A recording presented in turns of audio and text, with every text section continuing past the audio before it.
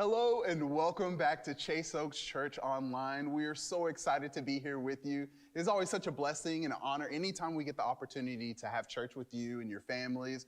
But it is even special during this season because we get to come around and we're kind of getting closer, right? Like, I don't think our desks are moving any closer, but we're getting a little bit closer. And speaking of that, we have a special guest with us. Every week is special. But anytime I have the Asian Spider-Man here with me, Peter Park, Legacy Campus Pastor, it is always awesome, man. Thank you for being here, Peter. Oh, I love it every time to be able to join the man over here, right here, Adrian Jones. This is awesome. So we're in Here for Good season as well. Pastor Jeff spoke in on it last week. Peter and I have our shirts going. That's right. But we have something very big going on this Sunday here at your campuses. Oh, yeah. Peter, if you could, touch us in on a little bit of what we should expect for Here for Good Sunday here at the Legacy Campus. Oh my goodness, guys. This is our biggest event at Chase Oaks since this whole Corona crazy started. Here for Good Sunday is going to be a drive-through experience that we want every Chase Oaker, if possible, to come through every single campus. We will, from 2 to 4 o'clock this Sunday, and if you're actually watching this on Sunday, today, 2 to 4, if you're watching on Friday, this Sunday, 2 to 4 o'clock, come to our campus, bring your whole family, kids, we have things for your kids, we have free t-shirts, we're giving away these t-shirts to everyone that shows up, check this out. Bring your pet dog. That's right, we will have doggy treats. Now, we would say pet cat, but I haven't seen many cats stick out their head. Right. But if you have a cat and they don't mind doggy treats, bring the cat too, fish, birds, whatever. But you know what, it's gonna be an awesome time, guys. It's a drive-through event. We're gonna be all, social distancing, safe and everything like that. We won't require you to come out of your car, drive-through experience, to go through all these different stations from different campuses that have dunk tanks, games, food that we'll give away, cool snacks, again, free t-shirts, goodie bags for kids. It will be an awesome experience. But don't forget, we also want to replenish some of our food banks as well. And so bring some food, bring some canned goods and non-perishables from home and just donate them at the Here for Good drive-through event this Sunday or today, depending when you're watching this. That is awesome. You just sold me. I was already pretty sold, but that right there, if that doesn't sell you on it, you gotta come. And one of the things, if you go to our website, chaseoaks.org, scroll down a little bit, click on the Here for Good section, it can give you some ideas in regards to what that food drive looks like. Yes. There's a list and some of the things that we can have. So it's awesome. This Here for Good season has been amazing.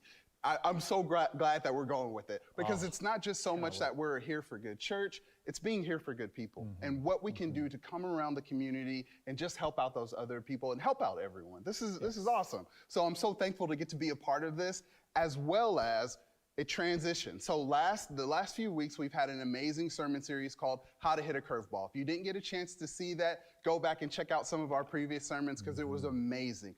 But as we transition into a new sermon series called Love is a Battlefield, Peter, if you could give us a little, because you just blew it out of what Here for Good Sunday looks like. So no pressure, but give us a little update of what Love is a Battlefield will look like during the sermon series and just sell me on it, because you just sold me. Well, we'll see. But hey, first I love the title. Pat, again, shout out again, Pat Benatar. He didn't know who she was prior, but anyways, hey, love is a battlefield, especially in this Corona season. My gosh, how you and I, myself, are challenged through all these different dynamics of weird contexts of relationships, being together too much or not enough, and how to navigate with love. And in this series, what we're gonna do is be looking at 1 Corinthians 13, the love chapter, and seeing how love, we can navigate different types of love in different types of contexts, whether sometimes love is required to play offense, and other times love is required to play defense. And you know what? Check this out. You guys have voted. We had the 6 top love songs of all time kind of nominated, and you guys voted online, and we have the winning song that we'll be singing today. I cannot wait. This is going to be awesome. So thank you so much for being here, and thank y'all for voting. One additional thing to say, share, like, comment. We love it when you do that, and we reach so many more people when you do that. And the voting was intense. Oh. So it was close, and it went down to the wire, so I cannot wait to see I know who what the song winner won. is, so oh, I it's cannot a wait. sneak preview? Okay. I'm not even gonna sing We're it. not gonna surprise. Oh, no. Oh, I don't wanna ruin man. it. All right.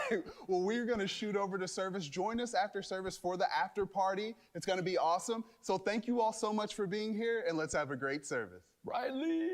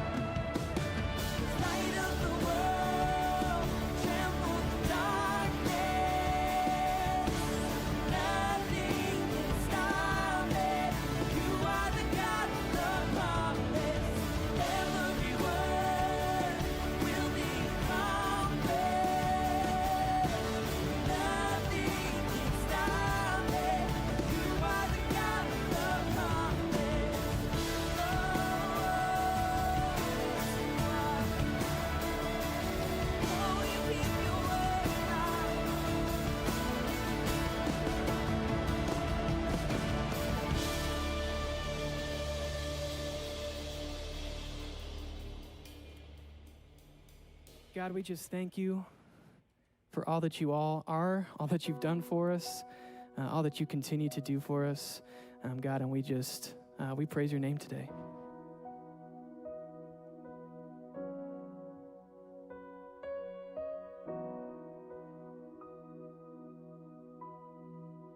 All things have passed away.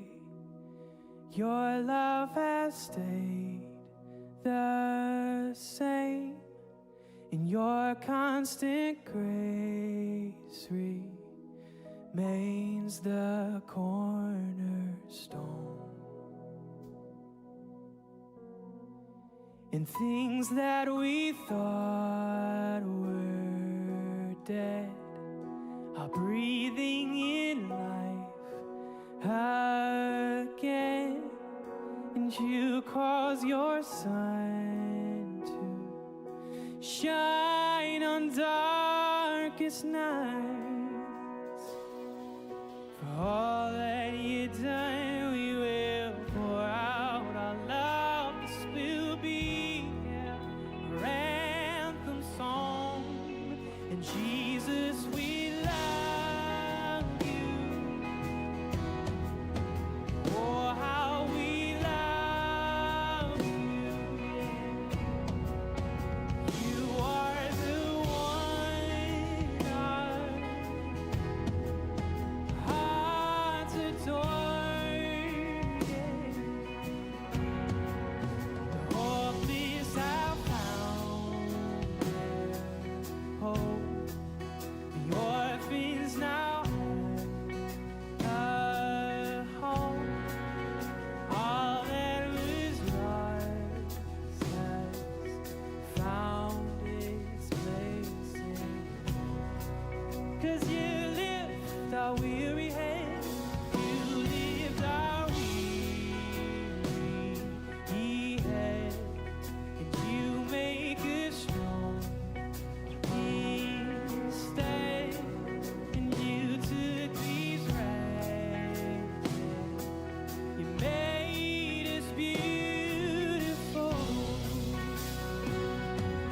For all that you've done, we will pour out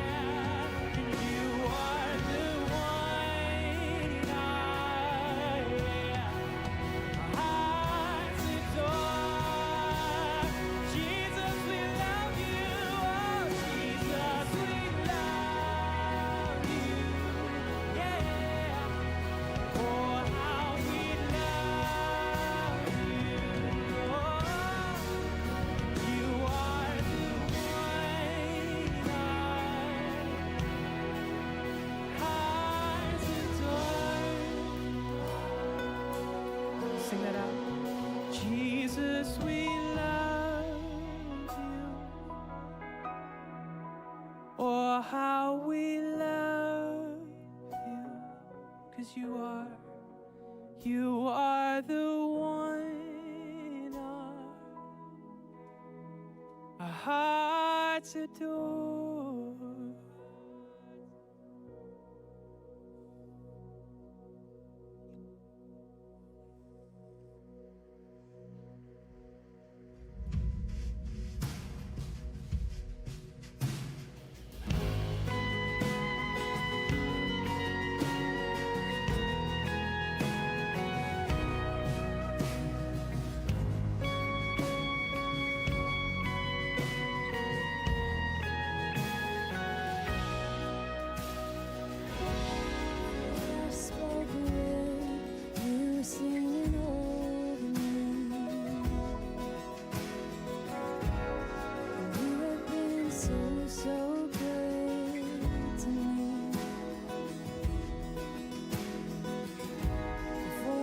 Took a breath, you breathed your life in me. You have been so kind to me. And oh, the overwhelming, never-ending, reckless love of God. Oh, it chases me down, finds till I'm found, leaves the 99. I couldn't earn it, I don't deserve it, still you give yourself away. Oh, the overwhelming, never-ending, reckless love of God.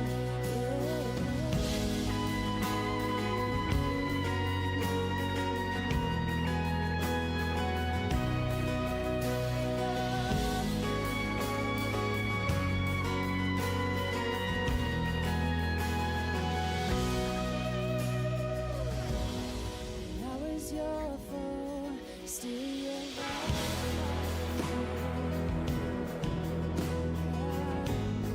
You have been so good to me. Yes, you have. When I felt no worth, you paid it all for me. You have been so kind to me. Oh, the overwhelming, never-ending, reckless love of God. Oh, it chases me down, finds till I'm found, leaves the 99. I couldn't earn it, I don't deserve it, still you give yourself away. Oh, the overwhelming, never-ending, reckless love of God,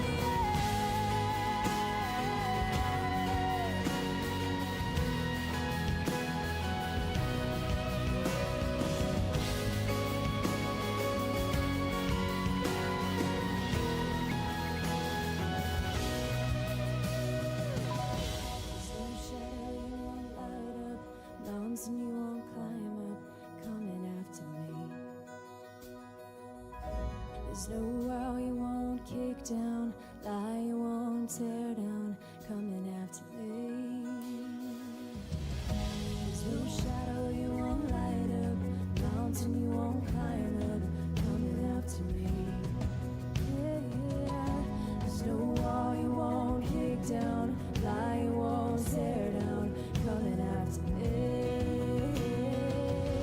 There's no shadow you won't light up, mountain you won't climb up, coming after me.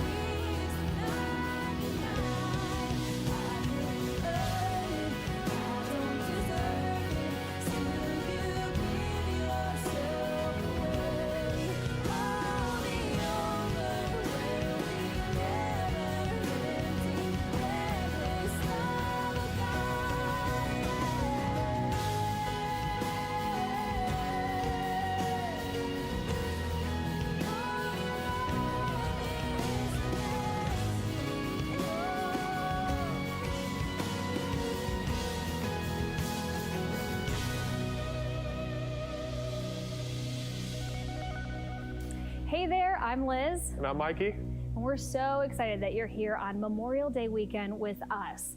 And so we have a couple things we want to share with you, but first, we want to take a moment and pause and say to those who have lost loved ones in the service of our country, to those that are in the service right now in the military, and those who have served in the past, we just want to say thank you. Thank you for your sacrifice and your service. And if you're brand new with us, we also want to say thank you for joining us. We're really, really glad that you're here.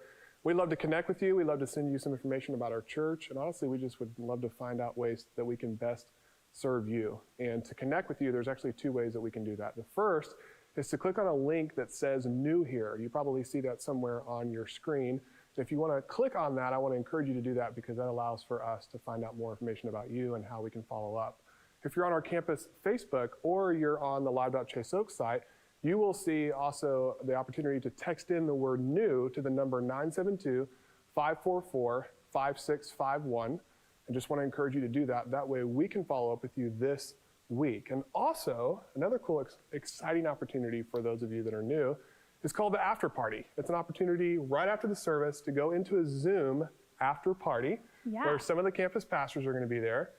Some of our other staff will be there to ask and answer any questions that you may have, to follow up with anything that you want to know about our church, to tell you a little bit more about who we are, our DNA, things like that. So if you're new, this is an awesome opportunity to find out more about Chase Oaks. So I want to encourage you to click on that right after the service. So.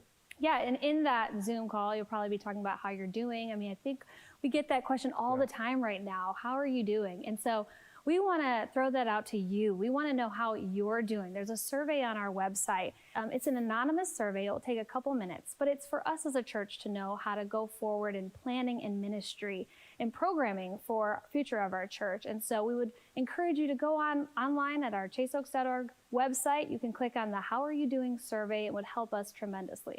It's helpful for us to know how to shape the future. Mm-hmm.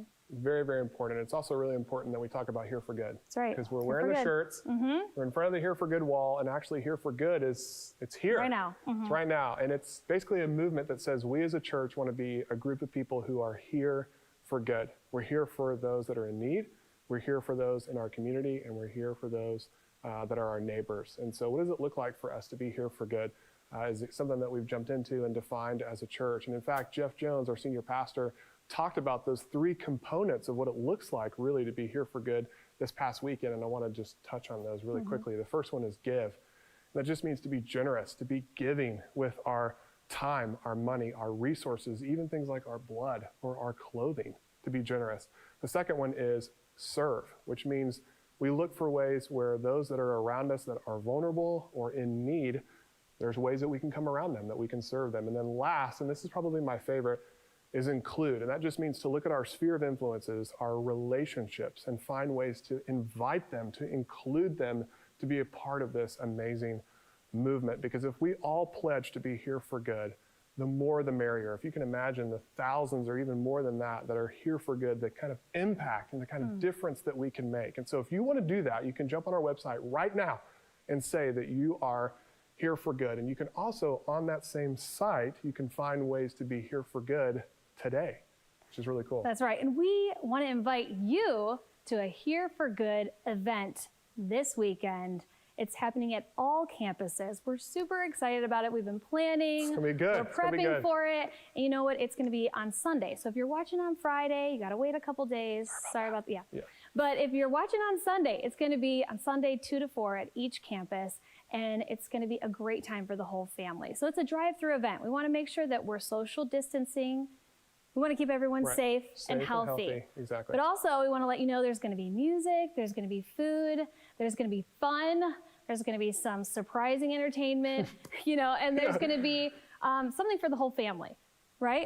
Even dogs, right? Even dogs. We want you to have everyone come on out, and we want you to have a great time this weekend. It's going to be really exciting. But one thing we didn't mention that's really important is that this event actually allows for us to what we're calling Stuff the Trunk, which means we're going to be partnering with our local food pantries. We have a list on that Here for Good website of kind of a grocery wish list. We'd love for you to bring those things with you so that we can stuff the trunk at each of the campuses and help out our local food pantries by giving as part of this event as well. And so you can find that on our website. You can also find out information about this weekend because the weather's going to be a little dicey. So make sure you check out the website before you make plans to attend, just to make sure we're good there. And also, you know, everything we do as a church is only possible because of the generosity of people like you. And so if you're giving, we just want to say thank you so much. You're making such a difference and impacting the lives of people right here.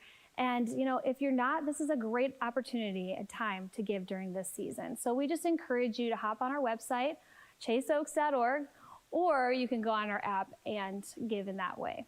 And this weekend, we're starting a brand new sermon series called Love is a Battlefield. And I'm really glad that we are, because with all of this quarantine zone, because of the shelter in place, relationships and love and getting that right, gosh, it's so important. It is. It's so important, it's so timely. And so I'm really excited about this series. And one thing that's really cool about this series is that we actually gave the power over to you. We asked you to vote on your top 2 love songs, and we're actually going to transition over to hear from the band and how they play the top vote getter. I'm excited. I can't wait. Let's listen in.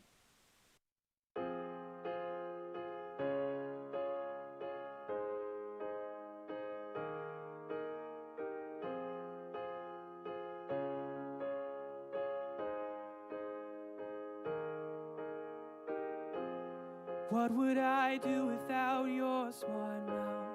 Drawing me in and you kicking me out. You've got my head spinning, no kidding, I can't pin you down. What's going on in that beautiful mind? I'm on your magical mystery ride, and I'm so dizzy, don't know what hit me, but I'll be alright. My head's underwater, but I'm breathing fine. You're crazy and I'm out of my mind, 'cause all of me loves all of you. Love your curves and all your edges, all your perfect imperfections. Give your all to me, give my all to you. You're my end and my beginning, and even when I lose, I'm winning, 'cause I give you all of me, yeah, and you give me all of you. Whoa. How many times do I have to tell you, even when you're crying, you're beautiful too. The world is beating you down, I'm around through every move. You're my downfall, you're my muse, my worst distraction, my rhythm and blues.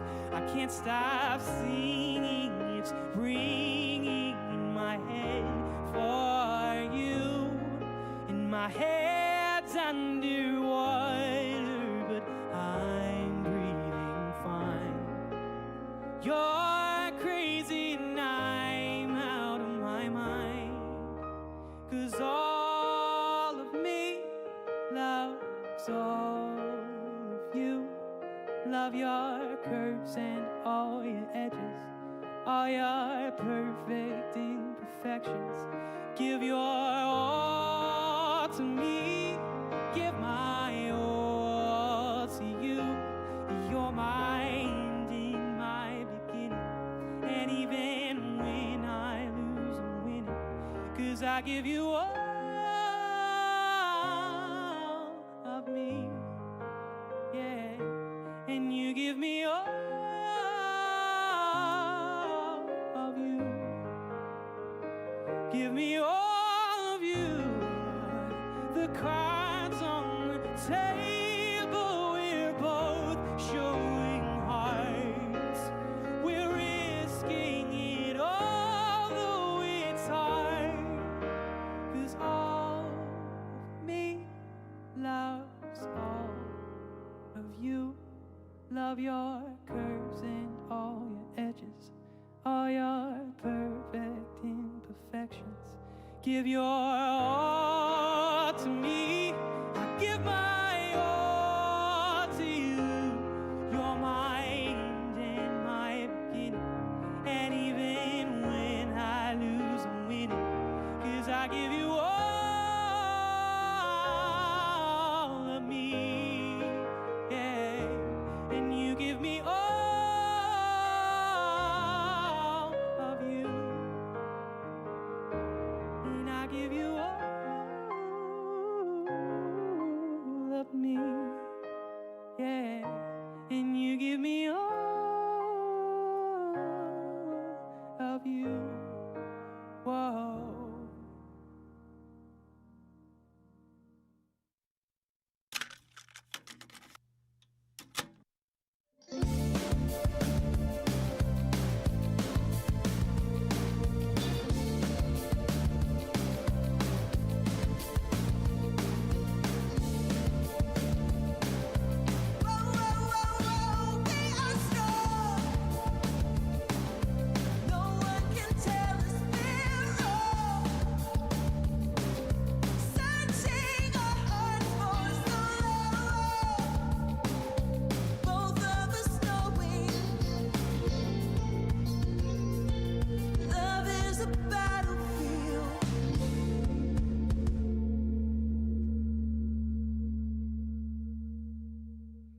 What's going on, Chase Oaks? I am so glad that you have tuned in to this broadcast of Chase Oaks Live. Before I start today's message, I want to tell you about Here for Good Sunday. You don't want to miss it. It is this weekend, weather permitting. You can go to chaseoaks.org to make sure that we're still having it. And this is what I want you to do. I want you to pack up the minivan, pack up the car, put some snacks in there. Listen, you're going to get some free T-shirts. You might get some free cookies if you go to the right location. I'm not permitted to tell you which locations have cookies and which ones don't, but you're just going to have to trust God that you're going to the right location for Here for Good Sunday. It's an awesome opportunity for us to once re-engage with one another and also be a blessing to the community. You can read all about it at chaseoaks.org, and you can give, you can bring food, and we're also going to be doing some giveaways and a bunch of fun stuff, so you don't want to miss that. We are kicking off a brand new series. It's just a short 2-week series called Love is a Battlefield. And over the past couple of weeks, we have been getting news of things opening up, and that's been kind of fun because you remember at the beginning of the pandemic, they said, hey, we're going to have you shelter in place for 2 weeks. Nike's going to be closed for 2 weeks, okay? It's been a real long 2 weeks, okay? And in the process of this very long 2 weeks, we have all, let's just be honest, okay? We all haven't been looking our best, okay? When the nail salon shut down, when the barber shops, when the beauty salon, when all of that went away, we all felt that a little bit, okay? And now that it's opened up, these places are booked for weeks on end, and thank God, because we all needed a little bit of pandemic grace for our outer appearance. Now, here's the deal. Maybe this pandemic didn't just take a toll on how we look on the inside. For some of us, it took a toll on our wallets. For some of us, maybe it took a toll on our career. But you know what? I don't think we saw coming. I don't think we saw coming it taking a toll on our relationships. I'm being told that globally and nationally, the divorce rate is skyrocketing right now. At the beginning of the pandemic, it was this idea of, man, isn't this great? We get to spend all of this quality time together. And then we did. And then what some of us found out was that more time did not fix more issues. In fact, for some of us, more time created more issues. And some of the discord was over many things, whether it was the division of labor in the house and who's going to do the homeschooling today and whose job gets to take priority in cleaning and cooking. And all of a sudden, we see lots of couples that are just at a place where they're about to call it quits. And then even for our platonic relationships, I've seen friends get into it and have a relational rift over various different things. I mean, just a couple of weeks ago, there was a video that went viral of an African-American man named Ahmaud Arbery who was running in a neighborhood, and we're not sure of all of how he got to that neighborhood and all that was happening there, but he was killed by two Caucasian men, and the internet just went buck wild. And that was hard to watch. Watching this video was hard to watch, and what was also hard to watch was watching people post various opinions and perspectives about what they saw, and then people attacking one another over their perspective. And then even just and how people are handling a pandemic. Some people are still sheltered in place, and some people are living their best life right now, and some of us are taking it very seriously, and some of us are not. And then all of a sudden we can find ourselves at odds with one another going, man, you should be, and man, love's a battlefield. There's a lot of back and forth, right? And here's what I want you to know. This weekend is a global crisis has the potential to test every important relationship we have. And I want to help you pass the test today. Because here's what you need to know about this series is we're going to be looking at 1 Corinthians chapter 13. It's also known as the love chapter. And here's kind of the ethos of the series is love plays offense and love plays defense. And this week, I want to focus on offense. And what I mean by offense is you can't control how people treat you, but you can control how you treat others. And that's what we're going to talk about this week. Next week, we're going to talk about sometimes how we respond to how we're treated. But this week, we're going to look in Scripture and see if it can show us, man, how can we show love to those around us? If this is your first time checking out Chase Oaks, maybe you're new to church, maybe you're new to the Bible or anything like that, first off, I just want to say thank you so much for tuning in. Thank you so much for taking an invitation from a friend, or maybe you feel like, man, I stumbled upon this site. You didn't stumble upon anything on Facebook or wherever you're watching this message. I want you to know that I believe God has something that he wants to say to you about your relationships, and it includes love. And here's what I know. Whether you have been a Christian your whole life or maybe you're far from calling yourself anything like that, here's what I know. If you were to apply any of what I talk about today, of what we find in 1 Corinthians 13, if you apply any of that to your relationships, I promise you it would change every relationship you have. It'll be a game changer. If you apply this at your job, if you apply this at your school, if you apply this in your home, if you apply this in your marriage, I promise you, it will change the game. Now, 1 Corinthians is a letter written by the Apostle Paul. The Apostle Paul, the word apostle is really a leader of a lot of pastors, and he started a lot of churches in first century Christianity. Corinth is a strategic city for Paul. Corinth was a port city at the time, strong economy, lots of people visited Corinth. It had a lot of influence. And so Paul said, man, I'm gonna go tell people about Jesus there. Built a lot of followers, built up a church there. And then he went to some other regions to start planting churches. Well, he started hearing that the church in Corinth was having some different issues. And so he actually had to write a letter to them to address a few of these issues. And really, the 1 Corinthians is broken up really into the 5 issues or 5 parts. And it's divisions among them. They were going, man, there was lots of fighting that they had to deal with. He had to talk about sex for a little bit. There's a whole section on food. Now you might think, what was he telling them to do? Eat Chick-fil-A or Popeyes? No, it wasn't that. I mean, it was a big deal, perhaps another sermon for another day. And then he talked about the gathering and the resurrection. The gathering was, man, how do we gather? What do we do when we come together and worship and pray and preach the gospel? And what does that look like? And so Paul begins to sort of structure for the church in Corinth, hey, this is what things should look like. And what I want you to know is that we all have a part to play. Because there was a lot of, listen, the church is about me when I get there. And there were lots of talented people that thought, man, if this is my time to shine. And Paul's coming on the scene, and he's going, hey, here's the deal. I want you to know something about church. We all have a part to play. But be not deceived. Your part to play is not something that you should sing about. Your part to play is not something that you should brag about. The thing that you should hang your hat on, the thing that you should be proud of, the thing that you should be aiming for on a daily basis is one thing and one thing alone: love. It is the good news of Jesus Christ. Everything about Jesus had to do with love. And this is what he starts off with saying in 1 Corinthians 13. He says, if I were to speak with eloquence in earth's many languages and in the heavenly tongues of angels, yet I didn't express myself with love, my words would be reduced to the hollow sound of nothing more than a clanging cymbal. And if I were to have the gift of prophecy with a profound understanding of God's hidden secrets, and if I possessed unending supernatural knowledge, and if I had the greatest gift of faith that could move mountains, but have never learned to love, then I am nothing.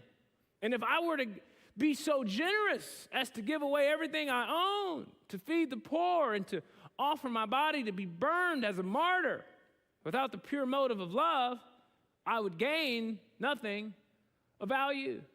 Paul's going, hey, here's the deal. Without love, I am nothing, and I gain nothing.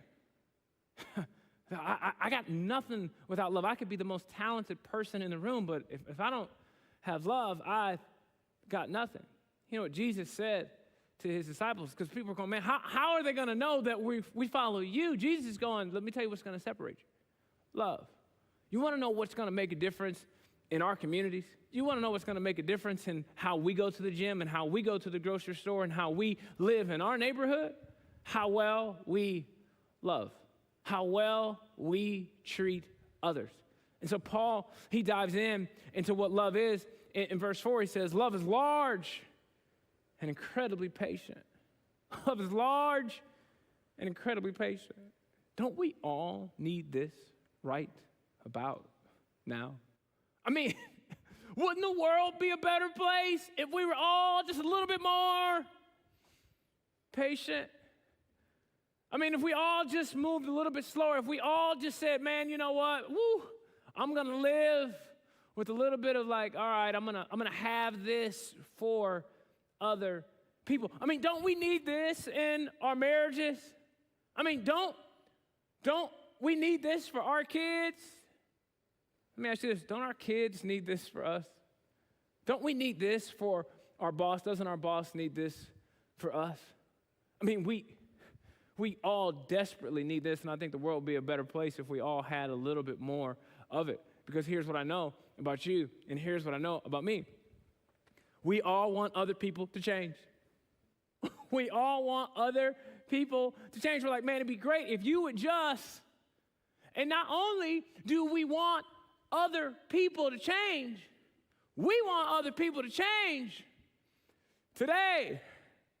Like, get your act together. When are you going to get it? And what do I mean when I say it? It is, when are you going to read my mind and know what I want before I tell you? Like, can't you just read my mind? And some of you are going, no, Ryan, I don't need them to read my mind. I need them to read my lips. You know how many times I have told them? And we're going, man, how many times do we have to tell them? How many times do I have to tell my husband? How many times do I have to tell my wife? How many times do I have to tell my kids? How many times do I have to tell my friends? How many times do I have to tell my employees? How many times? I have a suggestion. As many times as it takes to love them. I don't know what your number is. I don't know if it's 100 times. I don't know if it's 200 times. I don't know what your number is, but however many times it takes to love them. You know who's really good at this? God. So patient. I mean, you would think he would have just gotten sick of us by now, right? I mean, how many times have we repented for something and redid it a week later? How many times have we repented for something and did it the same day? But yet, we have this God, this everlasting God, who sent his son to die for us, to show us love. And he patiently waits for us to get it. I mean, can you imagine if God was going, come on, man, how many times do I have to tell you? This whole anger thing, come on. How many times we're going to do this? How many times I have to talk to you about this pride thing? Come on, man, get it together. I mean, like, how many times how many times are we going to go? No, he patiently waits for us as we continue to fall off our horse, and he's there to help us get back on again with his grace and his love and his patience. And if he does that for us, shouldn't we do the same for others? You know, sometimes I think we're in such a hurry for others. We want them to get it together way faster than we're willing to change on our own. So, the next time you feel the internal urge for someone else to change, especially when they're saying something to you that you're going, this is what I want you to do. I want you to pause before responding. Here's the deal. There might be somebody that's posting something and you're going, oh no, I got something to say to them. Man, there's something beautiful that can happen for all of us when we just pause for a moment and say, man, what would it look like for me to love them? When your kids are driving you crazy, man, at some point you might want to go, man, God does this for me a lot. He waits patiently. He shows me love anyways. Goes on to say this, love is large and incredibly patient. Love is gentle and consistently kind to all. Consistently kind to all. Have you ever met a mean Christian? You know what I mean? Like they just were just a mean person. They were so mean you couldn't even believe that they were a Christian. You're like, you ever had somebody be mean to you with the Bible? Like, yeah, let me just slap you upside the head with this thing, and it's just like, didn't somebody like die for you and like give you joy? Like what love? Like what's happening? Love is consistently kind. You know, if you were to Google why are Christians so, here are the first couple of words that would pop up. The first thing that would pop up, that would populate. Why are Christians so judgmental? Why are Christians so negative? Why are Christians so mean? When I typed this in a couple of days ago, it didn't just say, why are Christians so mean? The first article that popped up said, why are Christians so mean to each other? I mean, I'm talking about a civil war, ladies and gentlemen. I mean, can you imagine if we just got this right and we just said, you know what, we're going to start off by being kind to each other. Then we're going to work our way outside of our tribe, our people, to people we don't even know, maybe to strangers. I mean, this is kind of our brand, isn't it? I mean, when people think of Christians, they don't think of, man, all those nice people over there, we love them. People don't think that. No, they think judgmental, negative, mean, and sometimes mean to each other. Ladies and gentlemen, I think we have one of the greatest opportunities in human history as Christ followers to reframe, perhaps rebrand what Christianity means in this community. And how are we going to do that? Kindness. Going above and beyond for our brothers and sisters. Oh, if people just saw like, man, you guys are always buying each other lunch. You guys are always sending each other gifts. You guys are always just mowing each other's lawns and doing all this stuff for one another and sending tips, treats, and doing like you guys just always do that. Do that stuff. Yeah, man, that's who we are. We show love to one another. I know there might be somebody that gets on your nerves. Be kind anyway. And sometimes we go, man, sometimes when people hear be kind, they hear be fake. No, I'm not telling you to be fake. I'm telling you to love, because we're not talking about you feeling like being kind. Because there are some people that believe that you can fall in and out of love. So when you're in love, well, I feel like it. I'm feeling it, so I can be engaged in this relationship, but then all of a sudden you fall out of love. You're like, I'm just not feeling it anymore, as if that gives you permission to leave. No. When you're choosing to love, you're saying, no, I'm choosing to stay in this. I'm making a decision to be kind to you anyways, even in times when I don't feel like it. Did you know that the best companies in the world are the best companies in the world, all because they have centered their business around being kind to their customers. Me and my wife, we were buying some baby formula, and it was some like crazy from somewhere organic. It only has like, stuff in it that I don't even know all the ingredients. My wife just told me to order it. And apparently I got it wrong. Shocker. And so I ordered this. It all shows up, and it was like, hey, so I called Amazon and said, hey, I need to return this. They said, Mr. Leak, we apologize, but this is one of those items that is that can't be returned. I said, oh man, it was like $85. Like I got like this whole case of all this formula. And they said, but you know what, Mr. Leak? We're going to refund you your money. And here's what we'd ask you to do. Would you find a mom or somebody that could use that formula on us? And I thought, you didn't have to do that. You could have said, hey man, you should have read. You could have said, hey, the fine print said you couldn't return it. They could have easily done that. There'd have been nothing I could do, but they just said, no, we're going to lean on kindness. Back in December, when we could go to the mall freely, I was getting a Christmas gift, and I was looking for a candle, okay? And I was like, man, where can I find a candle? And I was like, I don't want a regular candle. I want just like a little bit nicer of a candle. And so I go to Nordstrom, and I'm like, hey, I need a candle. Well, I was in the men's section. He was like, hey, I'm going to walk you up the escalator to go see where the candles are. And so then I see this girl, she's in the candle section, and I'm like, now I got two people trying to help me pick out just one candle. So I said, hey guys, the candle's not for me. Hey ladies, you pick like whatever you think it smells good.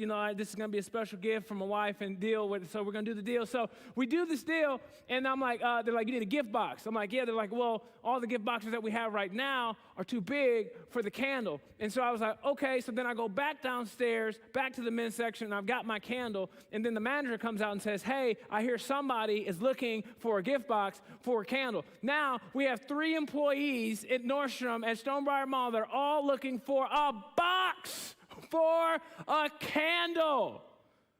I'm just going, why are all of you working so hard for me?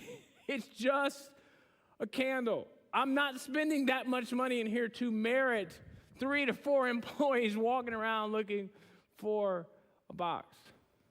But companies get a great reputation by going above and beyond for their customers, being extremely kind.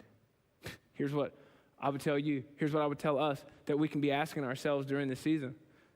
What can we do to go above and beyond for them? And we all have a different them. What can we do to go above and beyond for our friends? What can we do to go above and beyond for our spouses? What can we do to go above and beyond for our kids? Ladies and gentlemen, I encourage you, even when you don't feel like it, be kind anyways. Goes on to say this: it refuses to be jealous when blessing comes to someone else. It refuses to be jealous when blessing comes to someone else. Man, I have to encourage us. Man, if we're really going to love each other, we have to be people that allow other people to be blessed when we're not. Oh, isn't it interesting during this season that for some people, while we're being sensitive to the gravity of what a pandemic means for the world, for some people, this has actually been a pretty good season. I mean, for some people, they've had a little bit of a come up. Some people refinance their house. They're just afraid to tell somebody. Some people, listen, stimulus check, one of my homies got 9 kids, okay? His stimulus check, he balling right now, okay? He like hype, but he like scared to tell people. He's like, yeah, man, I mean, this whole pandemic thing, so sad. It's like they don't even know what to do. One of my friends called me and whispered to me, he said, I got promoted. I go, why are you whispering? You got promoted. This is awesome. He's like, I know, it's just, I just don't really want to tell anybody. And it's like, we're all afraid to say maybe things aren't all that bad. And again, I want us to be sensitive to people that it's not going all well for. But at the same time, we can't here's the game we can't play. We can't play the pandemic trials game. Like, who got it worse? Okay, listen, regardless of what's happening with me, I can celebrate your life. That's what love does. Love takes the spotlight off of me and puts it on you and says, you know what? I refuse to be jealous when someone else is being blessed. Here's what I'll know. It will always be difficult to celebrate someone else's blessing if we're busy comparing trials. Man, I think if something good's happening, shouldn't we be people that people can share their stuff with? Think about it. Just think about this for a second, okay? We have been praying. Some of the more spiritual people have been fasting that God would do something good in this season of our lives. And then he does. And we can't tell nobody. Think about that for a second. We can't even celebrate what we've prayed for. And then sometimes we can get a little jealous because we prayed for a blessing and God gave it to someone else. It's hard to celebrate someone else's promotion when you've been furloughed. It's hard to celebrate someone else's engagement when you're on the brink of divorce. I get it. But can you imagine what it would do for your soul to pause just long enough to say, you know what? I'm not going to let what's going on with me keep me from celebrating my friend, keep me from celebrating my family member, and I can show up for you, and what God has done for you does not mean he is absent in my life. I'm going to trust God with my circumstance and be happy for yours. It goes on to say this. In verse 7, it says, love is a safe place of shelter, for it never stops believing the best for others. It never stops believing the best for others. Do you know how many relationships would be saved if they would just believe the best for each other, when we could spend so much time assuming the worst? Have you ever been washing dishes, mad that your spouse is not washing the dishes? And you start telling yourself a whole movie about what they're doing while you're washing the dishes? Can I tell you something? That movie is almost never true. Can you imagine what would happen in every relationship that you have if you decided to be a person that says, you know, I'm going to love them. And what does love do? It's going to believe the best about them instead of assuming the worst. I love telling people about the generosity hypothesis. Brene Brown, author, researcher, storyteller, speaker, she talks a lot about this in her writings. She learned it from one of her professors. The generosity hypothesis asked this question. It says, what's the most generous assumption I can make about what they said or did? What's the most generous assumption I can make about what they said or did? And so what this is it's giving someone the benefit of the doubt, that maybe we don't see all of the angles as to why they said what they said or why they did what they did. But imagine if we just said, you know what, I'm going to give you a little bit of grace and just say, you know what, I'm just going to assume the best about you. What's the most generous assumption I can make about him or her and what they did or they said? Here's what happens for a lot of couples, especially. The reality for most couples is they often ignore each other's emotional needs out of mindlessness, not malice. Like, a lot of times, it's not like they woke up and said, I need to figure out a way how I can offend my wife. Like, I have never met her husband and said, oh, I'm going to show her today. I'm going to leave the toilet seat up, and we're going to see if she just falls in. Yeah, I'm setting a trap. Like, who's doing that? No, they just weren't thinking about you. They were thinking about themselves, like most of us do. But sometimes we'll punish each other like they were purposely trying to hurt us. Most of the time, it was something small that we just assumed the worst. And I can't tell you how many how many times I've sat with people, and it just breaks my heart to see bickering over the smallest of things. One of my friends was going through a divorce, and it had gotten really ugly, and I had kind of gotten to the scene of the crime, so to speak, maybe a year or so late. So I said, man, can you kind of catch me up? How did we get here? What kind of triggered this? What was the start of it? And here's the funny thing. I don't remember what he said. It was so small, but this is what I do remember saying to him. I was like, man, that's pretty small. That's a pretty small reason to get divorced. He's like, I know. Where were you a year ago? Because something small snowballed into something big. And before you knew it, he found himself with another woman. And by that time, it was just too late. All because I couldn't figure out the small stuff. Love is a battlefield, ladies and gentlemen. And my hope and prayer for us is that before we let things spiral out of control, man, that we would truly believe the best in one another. Last verse I want us to look at. It says, love is a safe place of shelter, for it never stops believing the best for others. Love never takes failure as defeat, for it never gives up. A couple weeks ago, I had an opportunity to do my very first ever Zoom wedding. Okay, Zoom wedding. It was so fun. They invited a bunch of family members to join there, and what a beautiful couple, near and dear friends of me and my wife. And I took them through what a lot of married couples do with their vows that go like this: to have and to hold, from this day forward, for better, for worse, for richer, for poor, in sickness and in health, until death do us part. Here's the reality. Most of us, and all of our relationships, we sign up for better, richer, and in health. Most of us don't make a plan for worse, poor, or sickness. In our friendships, most of us don't make a plan for betrayal, backstabbing, disagreements.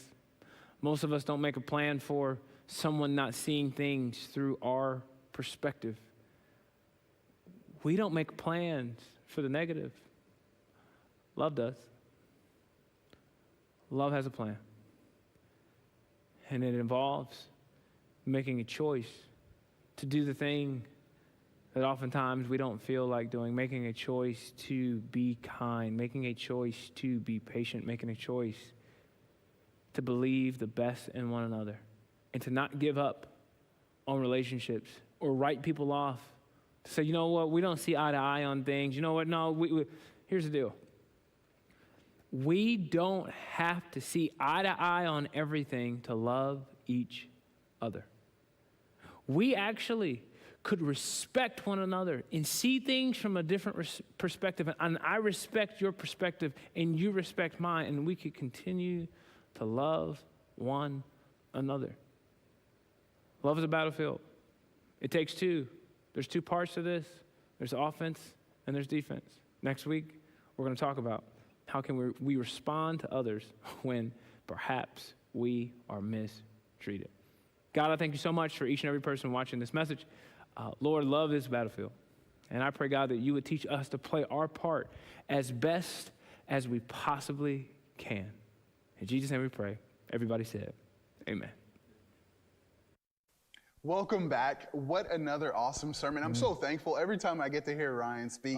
It's always it's informative and entertaining at the same time. That's what I love about anytime you get to see Ryan speak. Yes, absolutely. Yes. But also during the season of Love is a Battlefield, like how he explains it and how he dives into it to get us kicked off on this sermon series was powerful. What are some of the things you took from it, Peter, and what did it look like for you? How did it feel?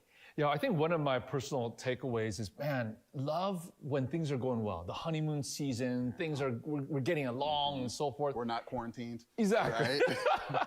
It's easy. Anyone can do that. But the real test of love is sticking through it, through the good and the bad times, for better and worse, in health and in sickness. And so I think that's such an important thing. And I think we're all being tested right now in the bad times, that to stick through it, that love is not just when it feels right and feels good, but the true test of the most profound love is when it's difficult, and that we stick to it. And so, man, I'm so glad that Ryan was able to really speak on something so relevant and something we so need right now in this season. That is so awesome. I love the way you put that. And I especially like the way you put it, the good, right? And speaking of that, if you're watching and tuning in this Sunday, Here for Good Sunday at your campuses, please be a part of it. It is going to be awesome. If you didn't get to hear how Peter broke it down in the beginning, oh my goodness, like you have to be there. So rewind and go back and check out Peter's 2 to 4 intro. o'clock on Sunday. If you're watching Sunday, it's today, 2 to 4 o'clock. Go get,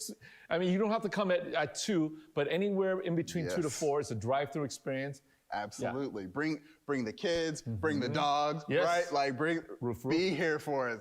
So thank you all so much for being here again. Join us next Sunday as we continue along the Love is a Battlefield sermon series. And please be a part of the Here for Good Sunday, because it is going to be powerful and it's going to be awesome. So thank you all so much for being here. Peter, my man, thank you so much for being here. Thank you for having me. Always, man. Please, anytime.